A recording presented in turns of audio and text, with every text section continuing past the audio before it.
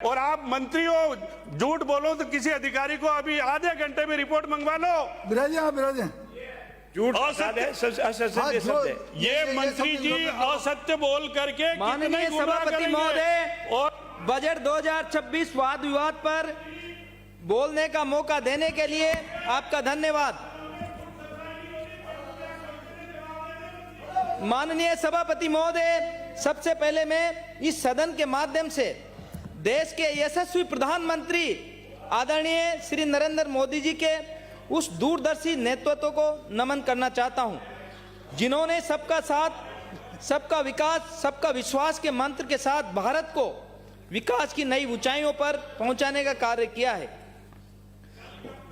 उनके मार्गदर्शन में राज्यों को सशक्त बनाने की जो नीति बनी है, उसका लाभ हमारे राजस्थान को भी मिल रहा है और उसी का प्रतिबिंब हमें इस बजट में दिखाई देता है। सभापति महोदय, आपके माध्यम से मैं इस सदन में अपने क्षेत्र 12 अटरू की जागरूक और विकास के लिए संकल्पित जनता की भावनाओं को व्यक्त करने के लिए खड़ा हुआ हूं। मैं माननीय मुख्यमंत्री जी और वित्त मंत्री जी का 12 अटरू विधानसभा क्षेत्र के लिए दी गई सौगातों के लिए सभापति हृदय से अभिनंदन करता हूं। सभापति महोदय, मेरा क्षेत्र कृषि प्रधान क्षेत्र है। यहाँ की बड़ी आबादी सीधी खेती पर निर्भर है। यहाँ का किसान मेहनत करने में कभी पीछे नहीं रहा, लेकिन वर्षों तक पानी की कमी ने उसकी मेहनत को पूरा फल नहीं मिलने दिया। ऐसे समय में पर्वणवरज सिंचाई परियोजना यहाँ के किसानों के लिए सपनों का साकार होने जैसा था। पूर्ववर्ती हमारी पूर्व मुख्यमंत्री श्रीमती वसुंधरा राजे सिंधिया जी ने द्वारा शुरू की गई यह योजना पिछली कांग्रेस सरकार में बजट की कमी की वजह से पूरे 5 साल तक अधूरी पड़ी रही और पूरे क्षेत्र का 1 रुपये का काम नहीं हुआ और किसानों को कहीं मुआवजा नहीं मिला। जब से हमारी सरकार बनी, भारतीय जनता पार्टी की सरकार बनी और हमारे लोकप्रिय मुख्यमंत्री जी ने उस क्षेत्र के लिए 850 करोड़ का बजट देकर उस पर्वणवरज सिंचाई परियोजना का चालू करवाया और उन किसानों का 8.5 करोड़ रुपए पिछले टाइम उनको मुआवजा दिलाया गया और अभी सरकार ने 3,500 करोड़ रुपए उस पर्वणवरज सिंचाई परियोजना के लिए स्वीकृति दी है। माननीय, मैं सभापति महोदय से कहना चाहता हूं कि मेरे क्षेत्र में अगर विकास हुआ है तो अभी हुआ है। पिछली सरकार ने उस क्षेत्र में कोई विकास नहीं किया। हम विकास की बात करें तो 12 अटरू विधानसभा में पिछले टाइम ने जो हमारे कवाई में अडानी आता है, उसके जो बाईपास का काम था 10 साल से लंबित था, लेकिन वो बाईपास सैंक्शन नहीं हुआ। जब से हमारी सरकार बनी, भारतीय जनता पार्टी की सरकार बनी, 65 करोड़ रुपए का वो बाईपास का कार्य चालू हुआ। अंदर के कहीं रोड चालू नहीं हुए। ये विकास की बात करते हैं, पिछली सरकार ने कहीं कोई विकास नहीं करवाया।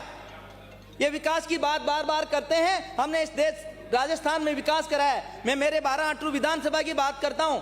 पूरे 5 साल पिछली सरकार में मेरे सामने एक आरोप भी था जो बजट के अभाव में 5 साल तक पेंडिंग पड़ा रहा। जब से भारतीय जनता पार्टी की सरकार बनी, हमारी सरकार बनी, उसका पूरा बजट सरकार ने दिया और अभी उससे लगातार कार्य चल रहा है। ये जो बात करते हैं, विकास की बात करते हैं, ये पूरी झूठ बोलते हैं, जनता को गुमराह करते हैं।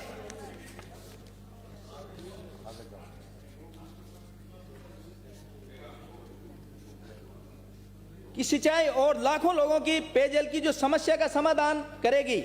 हमारी सरकार के 2 वर्ष कार्यकाल में इस योजना के माध्यम से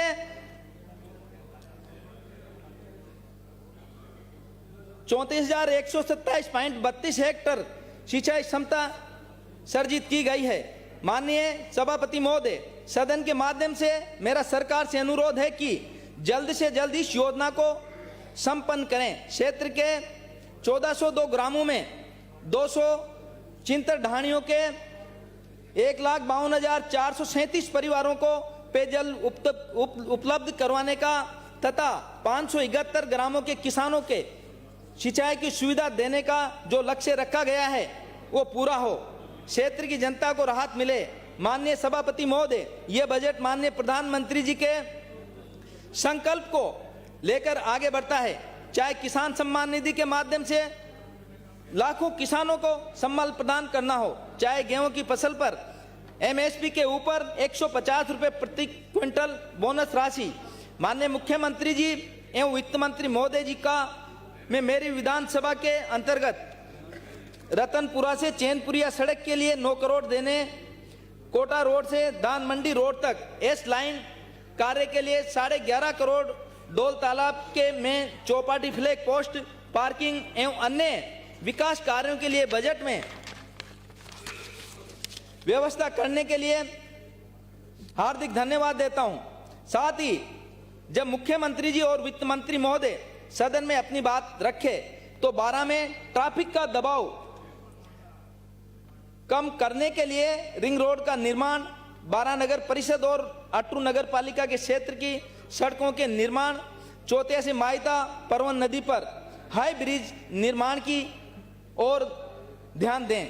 माननीय वित्त मंत्री महोदय ने नॉन पेचेबल व क्षतिग्रस्त सड़कों के लिए 1400 करोड़ रुपए, मिसिंग लिंक सड़कों के लिए 600 करोड़, अटल प्रगति पथ के लिए 500 करोड़ बजट में दिए हैं।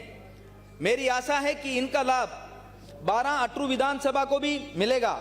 माननीय सभापति महोदय, 12 को खेल स्टेडियम निर्माण के लिए बजट देने के लिए खेल मंत्री जी, वित्त मंत्री महोदय का हार्दिक आभार।